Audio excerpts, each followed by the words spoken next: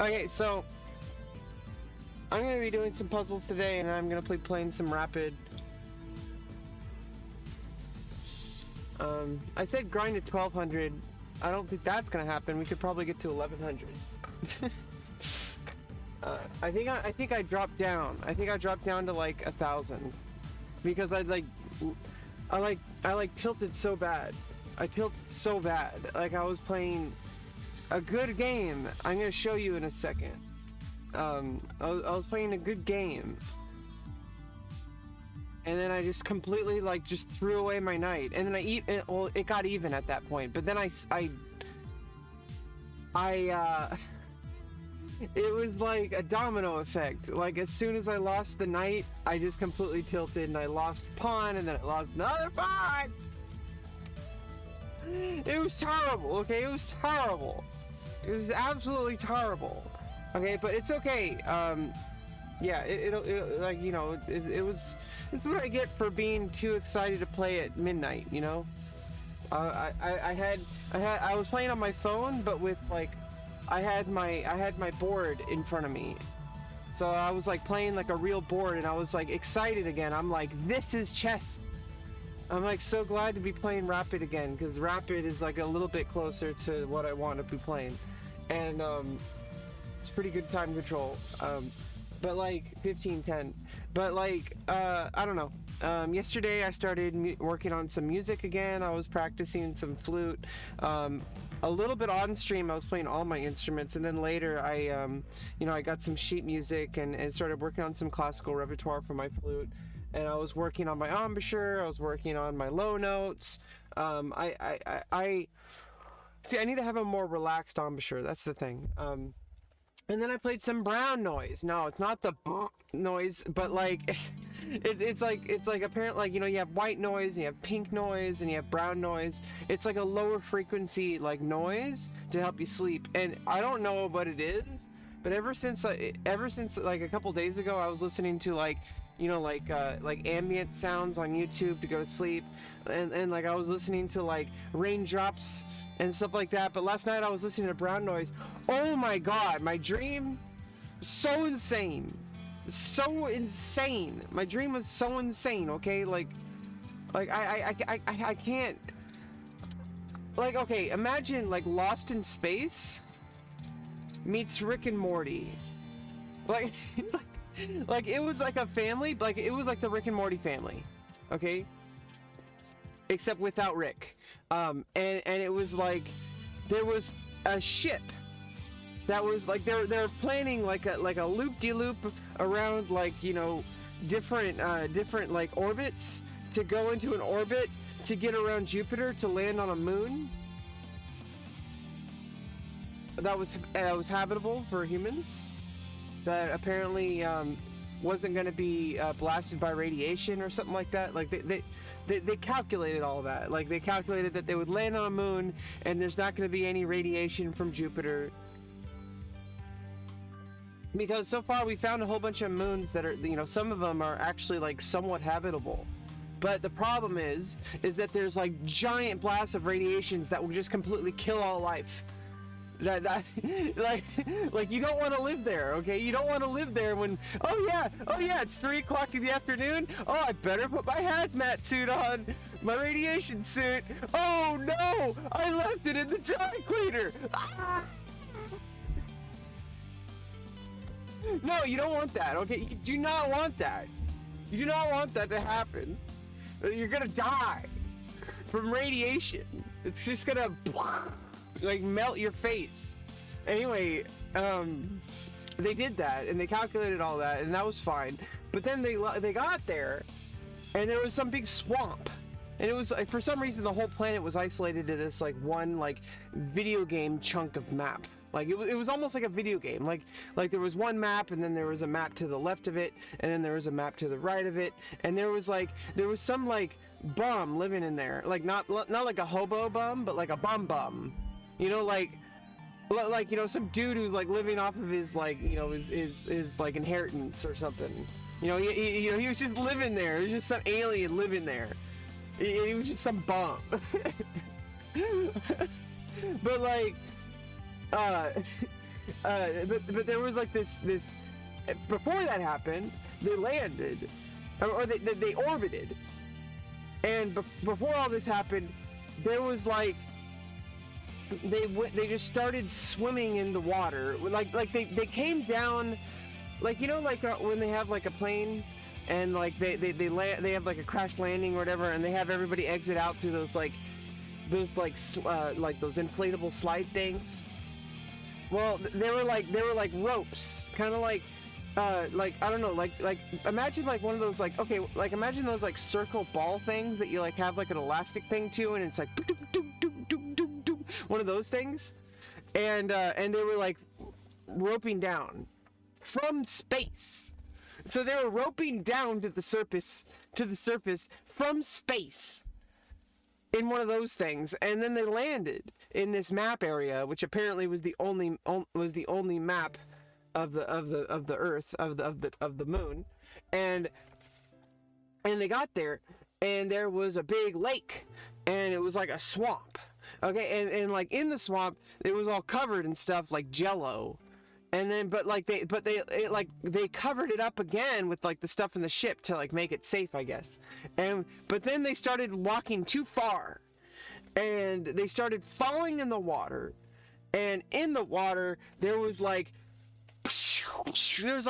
beasts in the water, and they're gonna kill you, and they were in there, and they're like, no, head back to the ship. And then there was like, suddenly it was like a multiverse, like Rick and Morty kind of thing, where it's like it was infinite Ricks, except like infinite Jerrys, infinite Mortys, infinite Beths, infinite Summers, and there was like they were like getting like on the edge of the lake. There was like these like these beasts. They were like spears, and they killed them, and there was like a whole bunch of Jerrys there. And then they went back to the ship, and then there was a whole bunch of dead bodies, because apparently there in the infinite universes, multiverse, there were versions who had like some kind of a religious cult, that before they landed they actually like sacrificed themselves, to make, because like they said, oh, it's all about the journey, not the destination, or something like that. It was like one of those kind of cults, right? They were like, oh, well, we got to the planet, now we're done, and like they all like fell dead, like they drank the Kool-Aid or whatever, and yeah, there was like an infinite number of Jerrys. They were mostly Jerrys, but then it's like, it was like it like showed like a big like row by row like footage of like all the different families of multiverse versions, and it was like there were some that were like just Summer, and then all of a sudden it changed back where the rest of the family was down on the planet, and they like kind of like survived. They were like, picking up the pieces, and then they figured out like not to go in the lake, and then they found like that neighbor guy. But then the radiation started hitting, and it got really hot and sulfury, but they were stuck there, because how are you supposed to get back to the ship? And then like on the ship, Summer stayed behind. Summer stayed behind because she was like, I'm just gonna stay here and live on the ship. There's plenty, because all the other multiverse versions like off themselves, there was like multiple lifetimes worth of food and electricity, and like she could live there for the rest of her life. She doesn't have to go down to the planet, and it's a good thing too, because on the planet it was like 100 degrees all the time, and like everybody was like, what are we gonna do? There's no resources here. There's nobody. We have no way of contacting home, and we have no way to get home. We have no way to get back to the ship. We don't even have contact with the ship. But Summer's still in the ship, but Summer was fine. Like she's like running around. Like the ship is actually like giant, right? The ship is like the size of like a couple cities. Like she's fine. She's all alone. Okay, so it sucks. But like she's fine, and she doesn't want to go down to the planet, because like, why would you want to go down to a sulfury 100-degree planet with no resources, stuck with your family? Okay. And then there's some bum there that lived there, and he was like, welcome to my domain, and he was like, you are now a part of my master plan. I have trapped you here. And then like he asked like, okay, like, and then he like got on their good side, and he was like, oh, I'm buddy with you, I'm buddy with you. But then he said like, oh, but all my friends in the lake, they're stuck there because of the gravitational pull of your ship. You need to have your ship move away, because otherwise my swamp people, they're gonna be trapped there for all eternity. And then they somehow managed to connect to Summer and told Summer to press some buttons, but instead of going away, it pushed the ship closer to the planet. Okay? And then it was on the planet and you can't get out of orbit. And it was stuck. So now Summer was on the planet and all the rest of the family was there. And the ship was destroyed. So now they don't even have like the awesome like living ship. They just have this bullshit. And for some reason there was like another room that apparently people were sleeping in, like not sleeping but like sleeping. You know, like, but not at the time. Like it was apparent that in this other room, this room that was like, there was this main room, there was this other room where the bum was sleeping, living, and then there was this other room, and apparently people were playing video games with the bum. And then in this other room, there was more video games. And there was like an N64, but there was a Super Nintendo. One of the controllers had no buttons, just had a D-pad.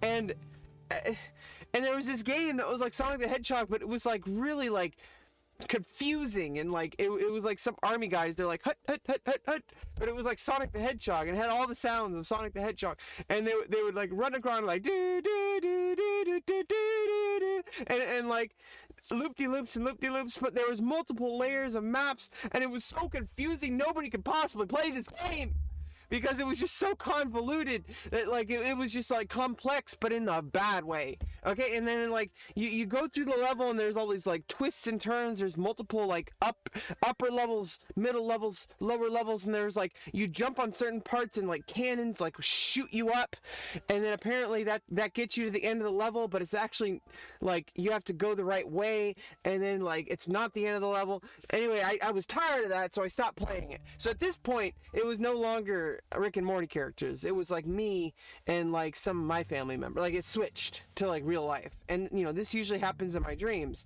where it's like it goes from fantasy and then it like switches back to reality where Rebecca's the star of the show. And like I was there, and then instead, you know, the people who were there was like my mom and like her husband, and like I was like playing their video games, and like I was like trying to get I was trying to get like a backpack to put all the video games in, so I could bring it back, because like we had to live on this really sulfury, sweaty planet. We may as well have video games to play. There was nothing else to do. Like there was nothing else. There was literally no way to survive either. So it's like, I don't know why we got video games. I don't know how. I mean, I guess we had a way to survive. I guess maybe just breathing in the atmosphere, like that's the cost. Like you could just breathe in the atmosphere and it keeps you alive. But the problem is it's super sweaty and hot. So that's why this bum was living there for so long, because he's stuck there. I mean, you're in Jupiter's orbit. You can't get out. Okay, like it's over. You're stuck on this planet forever. It's not, you know, it's one of the Jupiter's moons that was like radiated, and it was like, oh, it sucks. And I'm so glad the dream's over. So glad. But ever since I started listening to like the ambient noises to go to sleep, like my dreams have been like popping off. Okay, like popping off. Seriously. Like I don't know what's going on. Like I have no idea. But it's gonna be okay. Okay, it's gonna be okay. Well, of course it's gonna be okay, Rebecca. Jeez. But yeah, I'm gonna get started on some puzzles, and then we're gonna play some rapid chess, and hopefully have lots of fun in part of the process of learning and playing and talking and the Mohaven and the chess and the playing and the Mohaven.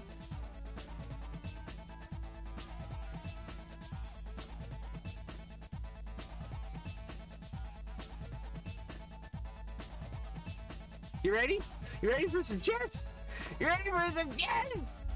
Okay, let's go.